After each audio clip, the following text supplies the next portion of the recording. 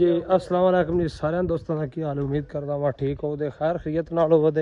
अज मैं चला वा वकार पिंडर कोल गड्डी शड्डी ते फिट हो के ठीक है ते लाक लग्या खोलन ते चला वा वकार बिंडर कोल ते राणा बिल्कुल अज साडे नाल है ठीक है ते अज बड़ी ही वधिया वीडियो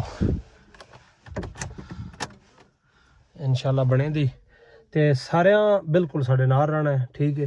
वसदे रहो सजनों ते सारा व्लॉग अज जेड़ा ना इंशाल्लाह तुसा वेखना है। हाँ जी अस्सलाम वालेकुम जी सारियां दोस्तां दा की हाल है जी उम्मीद करदा हां ठीक हो ते खैर खैरियत नाल हो ते चौधरी उमर साहब ने मोहिद रहमान साहब ने ते असी आप हां ते चले आ वकार बिंडर कोल ननकाना साहब ठीक है।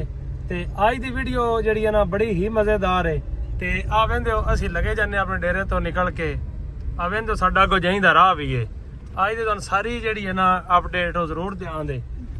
हाँ जी असी पहुंच गए हैं इस टाइम उमर साहब कितने जलालपुर जी बढ़िया पहुंच गए हैं।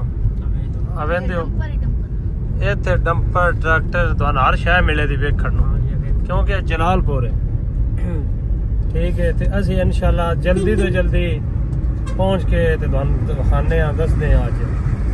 हाँ जी असी पहुंचे जी फैसल कमोद दे पिंड ठीक है।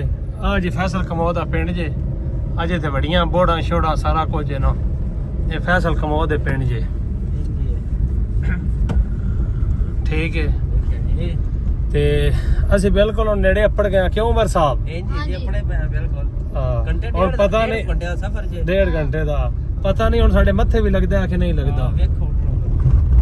अस्सलाम वालेकुम दोस्तों सुनाओ की हाल चला भाई आए वा हाफिजाबाद तो बहुत बहुत शुक्रिया सारे भरा मिल के तुम सपोर्ट करो लाइक करो फॉलो करो की हो गया। हां जी मेहरबानी जनाब। अस्सलाम वालेकुम दोस्तों सुनाओ की हाल चला भाई नाल बहुत बहुत शुक्रिया तुम सपोर्ट करो लाइक करो फॉलो करो बाकी लव यू हो गया लो तो आया भाई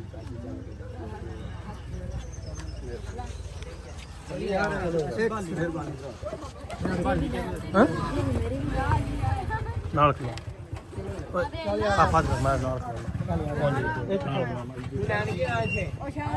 एक बोला यार डायलॉग भाई हमारी दोस्तों सुनाओ की हाल चला भाई नाल करो लाइक करो फॉलो करो बाकी लव यू हो।